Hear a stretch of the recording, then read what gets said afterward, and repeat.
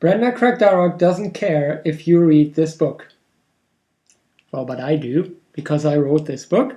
Brenda Craigdarroch is my main character, and there's 21 stories about Brenda in her. It fits very well with her that she does not care if you read this book or watch this video, but I care, and maybe you do. I want to read the very first Brenda Craigdarroch story I ever wrote, and by a funny coincidence, it is the very first Brenda story in this book. It's called Brenda Craigdarroch Never Believed Them. Brenda Craigdarroch never believed them. When they sang songs about the glory of God in churches, in perfect harmony, she did not believe them.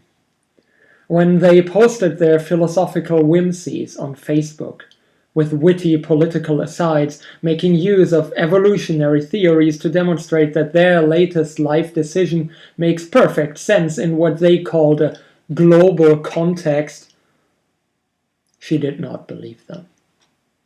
When they told her that her morning would be a happier morning if she had bought that specific brand of coffee, she did not believe them.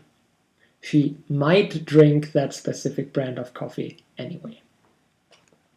Not believing them was, from a very young age, one of Brenda's habits. She did it quite regularly, often several times a day. While sitting on the bus, she did not believe them. When she was chopping garlic, she did not believe them. In particular, she did not believe them when she was having a shower. Sometimes she strongly not believed them in the middle of a movie, or while collecting chestnuts, or at the hardware store she used to frequent on the first Monday of each month, where she occasionally, not often, but occasionally, stopped in the middle of an aisle and paused for a few seconds, during which she did not believe them, before she resumed her shopping activities for water-resistant caulk and metal screws, flathead, penhead, oval head, hex washer head, both slotted and unslotted, zinc-plated. Brenda liked to screw. She tried to restrict her strongest fits of disbelief 2 times when she was by herself, especially in the bathtub. But every now and then a sort of panic possessed her that some person thought that she believed them, because she had not expressed her disbelief nor acted it out. And also, even though Brenda by principle assumed that all the others did not believe them either, she could not be certain of that, and the others might actually believe them. The assumption that they believed them was not in apparent contradiction to most of their actions. So maybe, she thought, actually everyone except her believed them. She was the only one who persistently not believed them. The ridiculousness of this thought got her over it, usually. Only 3 occasions are known wherein Brenda panicked enough to let loose and forcefully expressed her disbelief to people around her.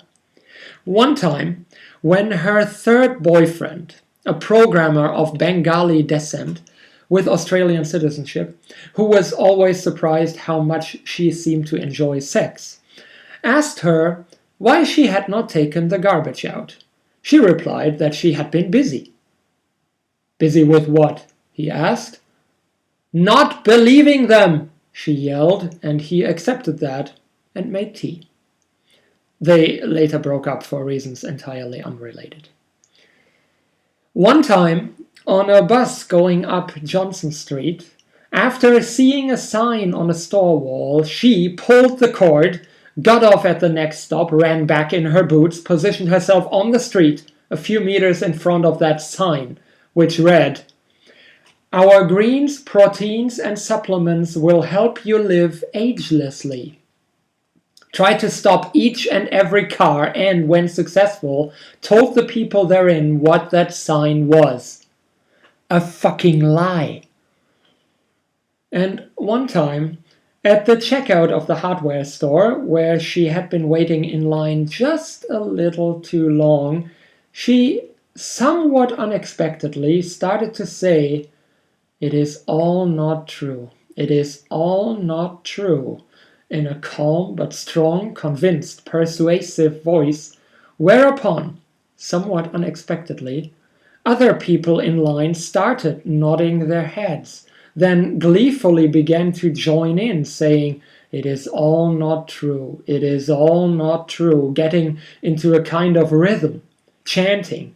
And even when Brenda had already gotten over her state, the customers, as well as the clerks, and an elderly couple who had come in from the street, started to modulate certain tunes on the sentence, "It is all not true, it is all not true," going up and down the scale, using counterpoints, elaborating the chant into more and more intricate melodies, finally reaching a song of perfect harmony, while Brenda quietly put her pack of number 8 stainless steel panhead Phillips sheet metal screw 5 count on the counter and did not believe them.